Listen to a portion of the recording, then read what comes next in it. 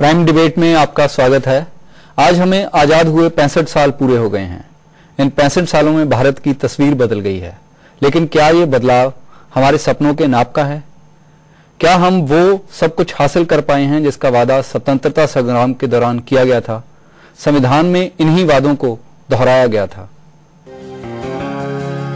अंग्रेजी हुकूमत से आजाद हुए आज हमें 65 साल पूरे हो गए हैं।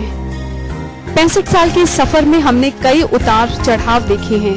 हमने चांद भी हासिल किया है, धरती पर अपनी पकड़ मजबूत बनाई है।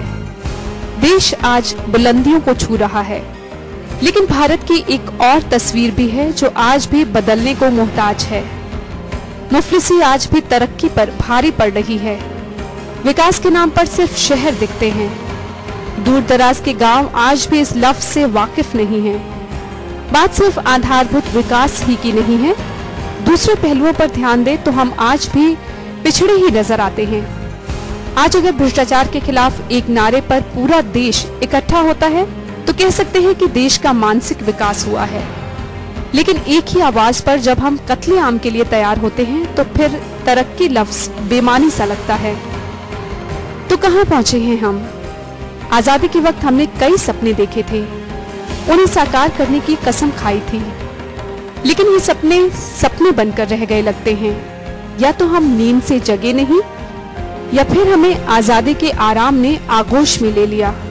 मुद्दा अपने अंदर झांकने का है, लेकिन अफसोस साल में 2 या 3 बार ही हम अपनी अंतरात्मा को टटोलते हैं। आज का दिन भी उनमें से एक है। कैसा रहा है आजादी का ये 65 सालों का सफर? इस सफर के कई पड़ाव हैं और कई पहलू। इन्हीं पर चर्चा करने के लिए हमारे साथ अलग अलग क्षेत्रों से जुड़े मेहमान स्टूडियो में हैं। हमारे साथ हैं राजन कच्छप, जो पंजाब के चीफ सेक्रेटरी रह चुके हैं, प्रोफेसर SL शर्मा, जो समाजशास्त्री हैं, डॉक्टर नरेंद्र नायक, ये federation of Indian rationalist associations के नेशनल प्रेसिडेंट हैं, और डॉक्टर अरीत, जो सरकारी डॉक्टर हैं। आप सभी का आज की इस चर्चा में स्वागत है। डॉक्टर कश्यप जी, मैं आपसे शुरू करता हूं। जो 65 साल का ये सफर है वो कैसा रहा है? उसमें क्या प्राप्तियां की हैं हमने और कहां पर हम कमजोर दिखाई दिए हैं?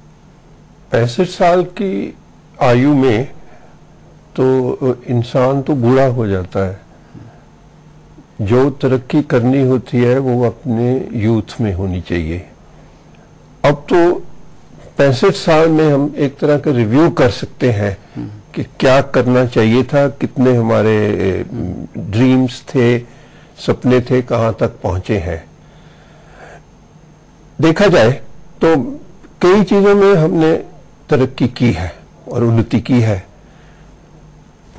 विकास में जो थ्योरी में कहते हैं कि 3 चीजें हैं जो विकास को कैलकुलेट करने में मानी जाती हैं। विकास हुआ है कि नहीं किसी। एक तो ये कि अगर गरीबी कम हुई है, दूसरी कि क्या अनएम्प्लॉयमेंट, बेरोजगारी कम हुई है, तीसरी कि इनइक्वालिटी, वितकरा जो है अलग अलग इनकम ग्रुप्स का, वो तीनों में इंडिया कामयाब हुआ है। मतलब गरीबी भी कम हुई है, बेरोजगारी भी कम हुई है, बेरोजगारी भी कम, और गरीब अमीर के बीच में जो कम से कम अंतर है वो कम हुआ है। हाँ जी। पर दूसरा पहलू देखें तो हमारी आजादी के बाद इंडिया का जो वर्ल्ड में, दुनिया में जो इकोनॉमिक फैक्टर्स गिने जाएं तो इनकम शेयर जो था वो कम हुआ है। जब भारत आजाद हुआ तो 3% था हमारा, सारे वर्ल्ड इनकम में से 3% इंडिया का था। हाँ जी। अब इतनी मेहनत करने के बाद 65 सालों के बाद अब वो 2.6 रह गया है।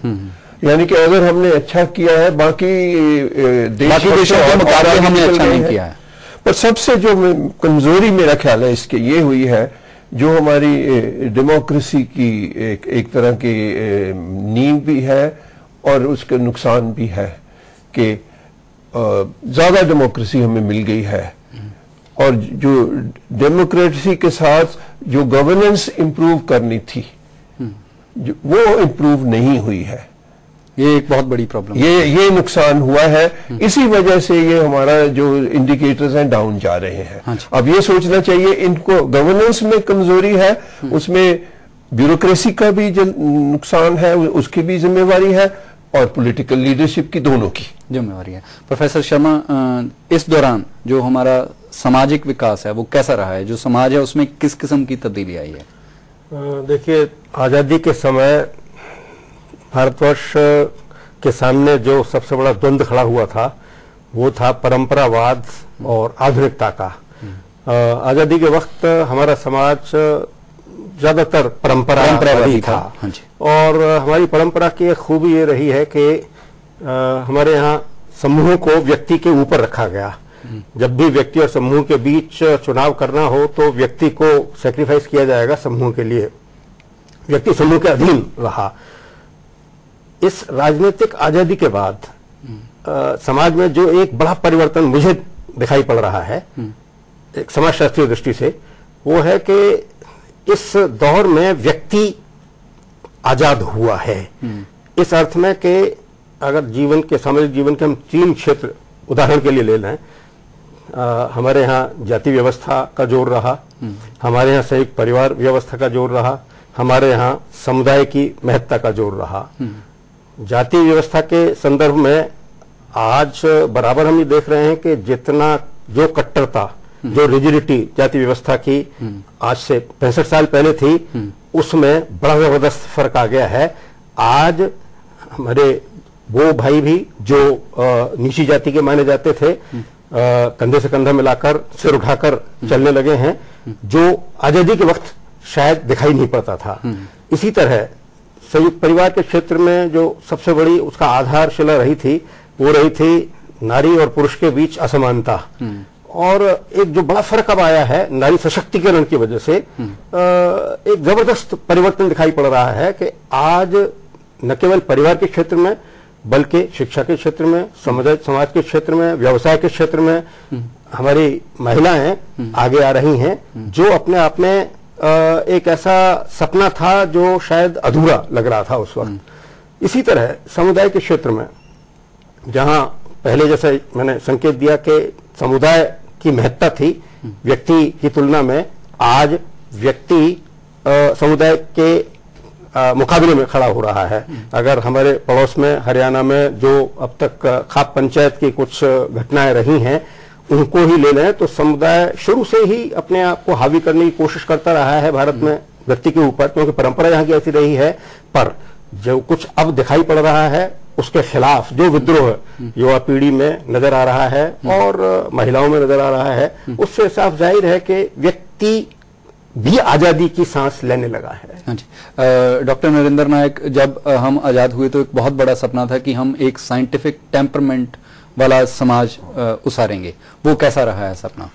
देखिए, अगर आज आप साइंटिफिक टेम्पर देखें तो हमारी सोसाइटी ने साइंस का पूरा फायदा उठाया है, क्योंकि लोग टेक्नोलॉजी के प्रयोग करते हैं, people are using the technology.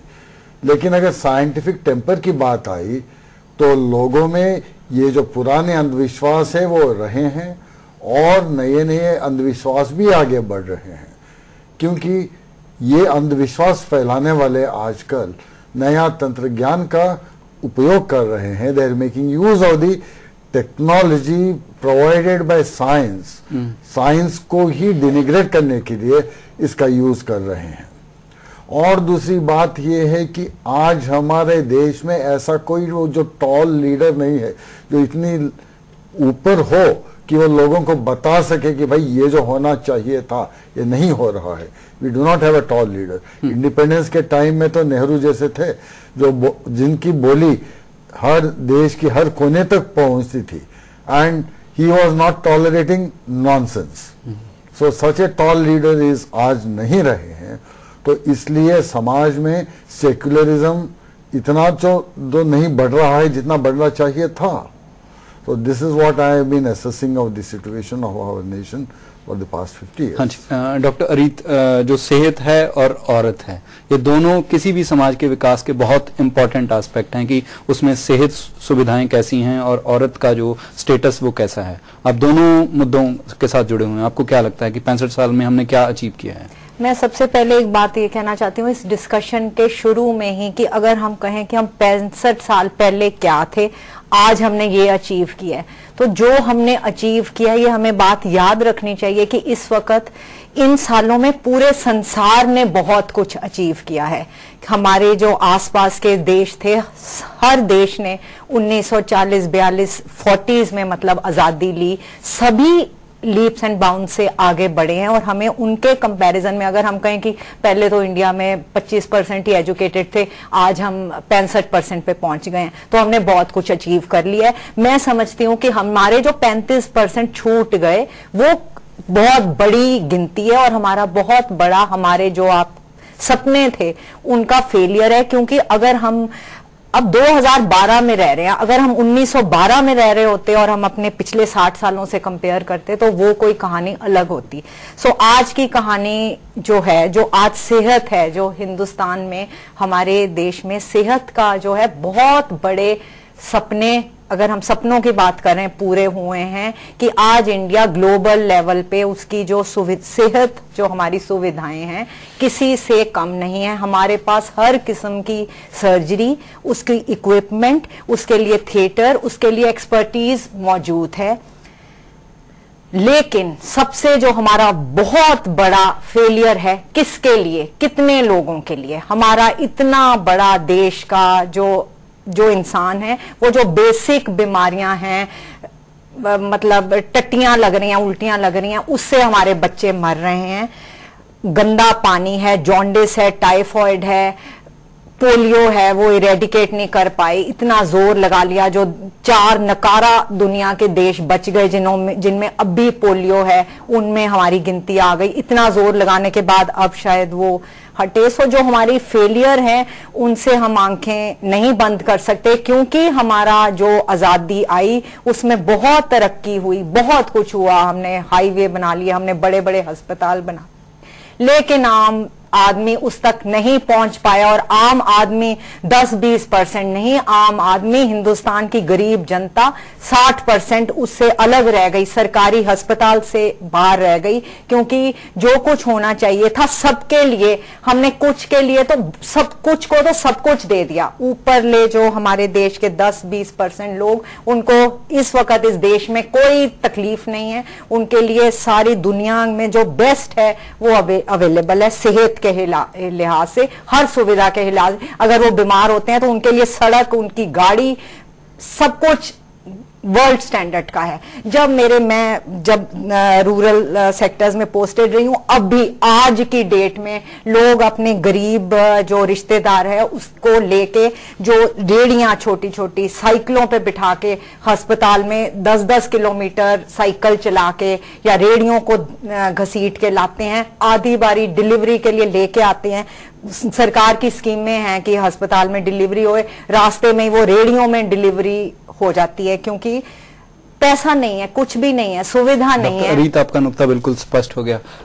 Kashyap ji, एक तरफ जैसे अरीत ने कहा कि हमारे पास ना पोटेंशियल की कमी है और ना डेवलपमेंट की, ना साइंस की, ना टेक्नोलॉजी की, हमारे पास सब कुछ है जो किया जा सकता है, लेकिन वो हुआ बहुत कम लोगों के लिए है।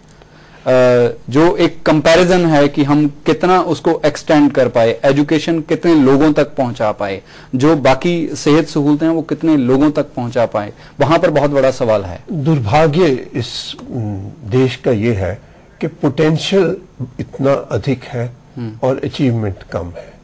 हमारे ही जो सिटीजन्स हैं वो यूरोप में, यूएसए में जाके टॉप पे है, चाहे डॉक्टर्स हों, चाहे इंफॉर्मेशन टेक्नोलॉजी हो। हमारी एनवायरनमेंट ऐसी है, और ये मैं सोचता हूँ कि हमारी डेमोक्रेसी की ये कमजोरी है कि वहाँ पे पॉलिटिक्स और पॉपुलिज्म वो ज्यादा डोमिनेट करता है कि अच्छे अफसरों को काम करने में दिक्कत आती है।